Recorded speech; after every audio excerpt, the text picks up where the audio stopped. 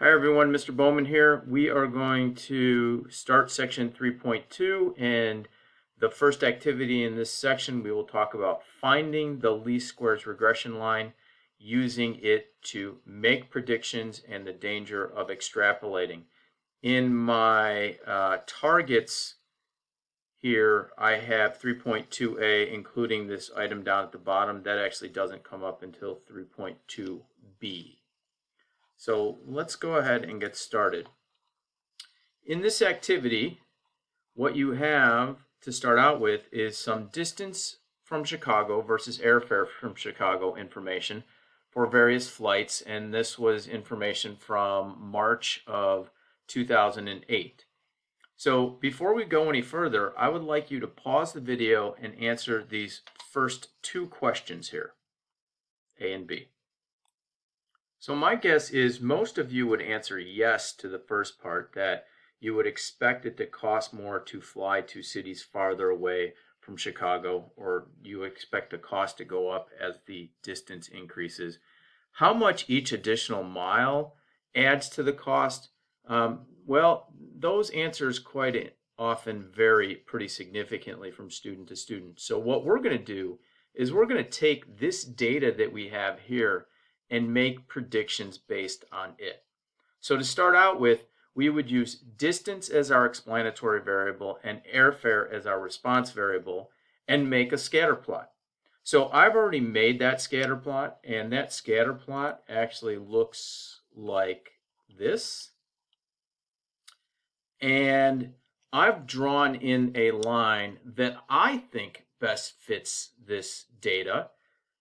And I've picked 2 points on that line, and the reason I picked 2 points on that line is because now I can establish the equation of that line by go ahead and finding the slope and then finding the y-intercept.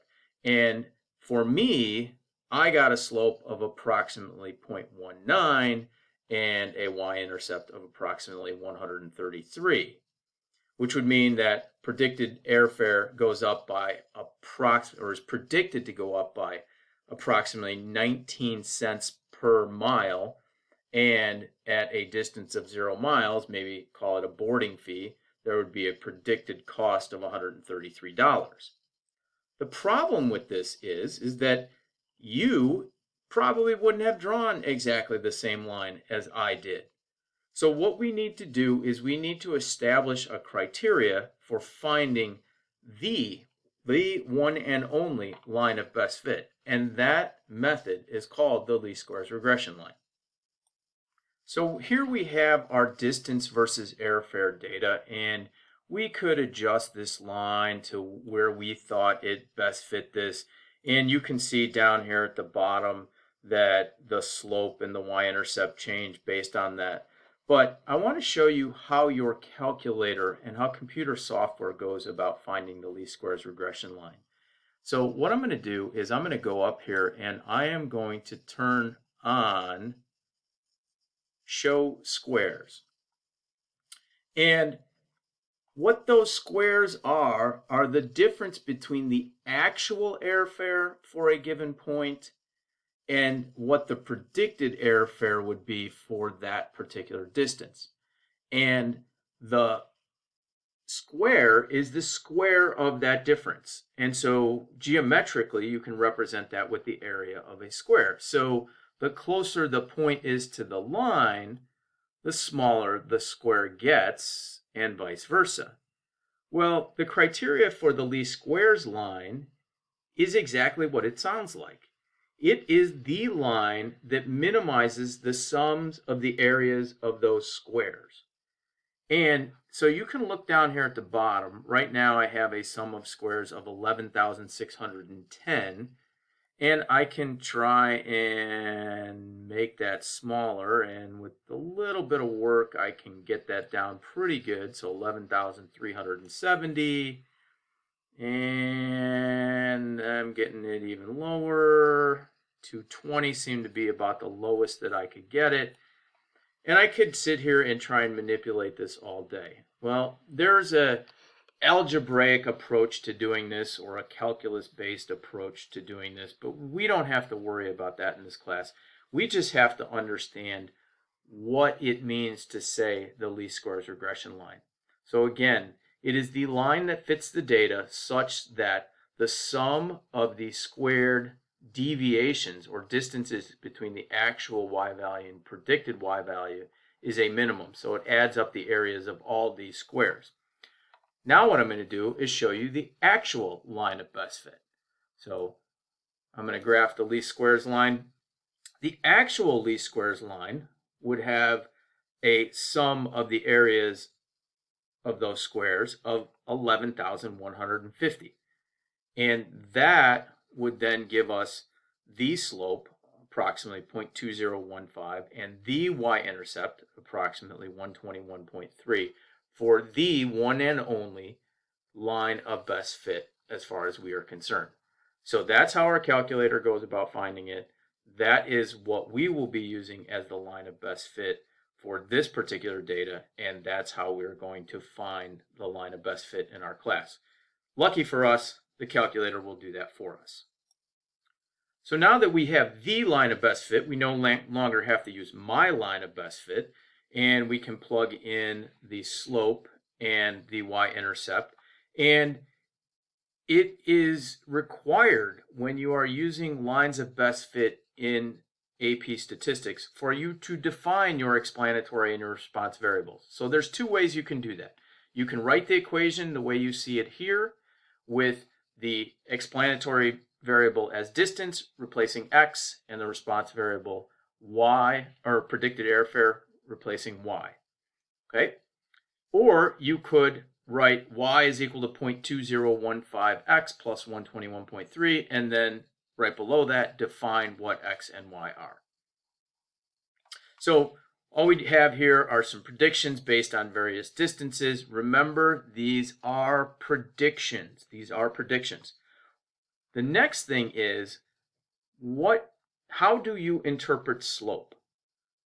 So here's how you interpret slope in this particular case. In this particular case, we interpret slope as the following. As the distance increases by 1 unit, which is 1 mile in this case, the predicted airfare goes up by approximately 20 cents. Now that's important.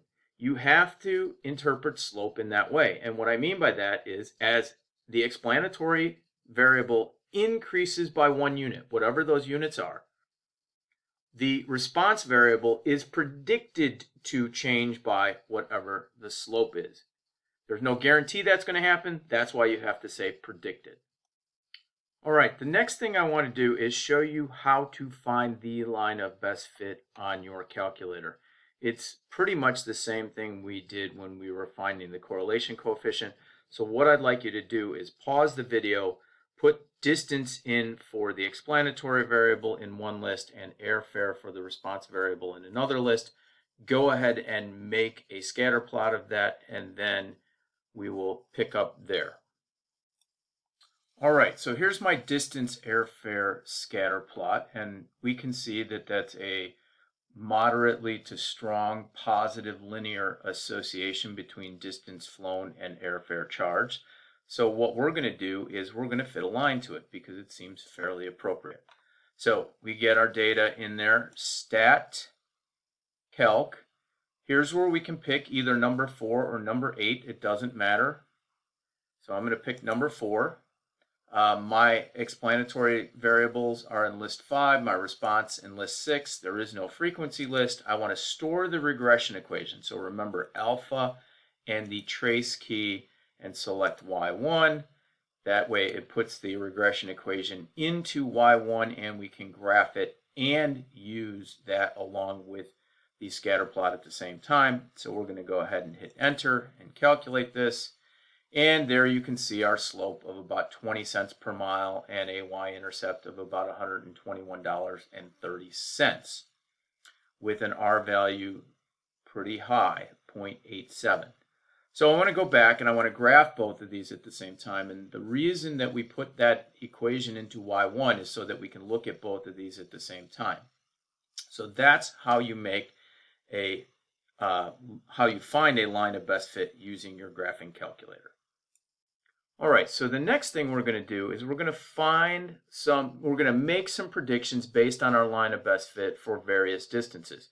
So we want to predict an airfare for a distance of 300 miles and for 1,000 miles, and then we're going to look at some special cases after that. So if I had my calculator here, I could hit the trace key and I can trace the points, or I can use the up-down arrow and switch to the line.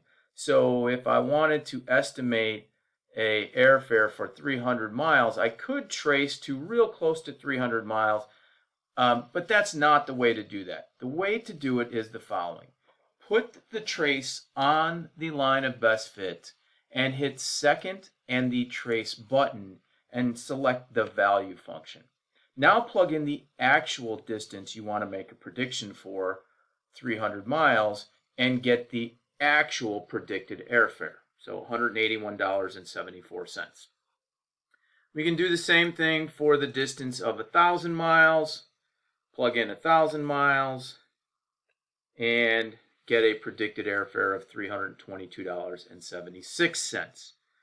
Okay, so what about making predictions outside of that range? Well, in class, I asked you to make predictions for flights from Chicago to London, which is nearly 4,000 miles, and from Chicago to Milwaukee, which is only 83 miles. So remember these numbers: 3,954 miles from Chicago to London, 83 miles from Chicago to Milwaukee. We're going to go back here, and we're going to plug those numbers in. So second and the calc value, and we're going to plug in 83 miles, and there's a problem. The problem is that our calculator is not going to make predictions for us outside the window that we have. So if we are going to use this method to make predictions, we need to make our window much wider. So our window currently starts at an X minimum of 141. I'm going to start it at 50. And an X max of 1,285, and I'm going to make it go to 4,000. Okay, and we're going to graph that. Now, let's see what happens.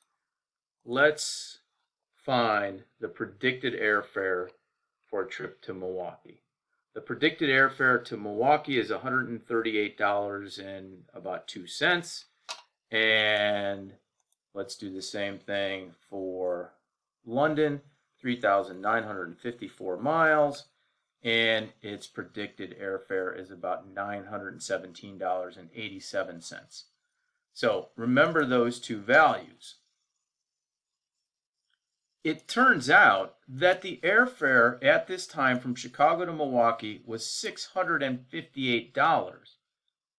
And the airfare from Chicago to London was $1,521. You might ask yourself, why are those so off? And those are off because the pattern doesn't continue. So one of the things that you should take away from this activity is that it's a very bad idea to make predictions outside of the range of data values that you have, because you don't know if the pattern is going to continue. It's called extrapolating, and it's a bad idea. And like the last activity, 3.1b, where we ended with conclusions or takeaways about the value of R, these are some important conclusions or takeaways about finding the line of best fit. So please pause the video and read those before you conclude this video.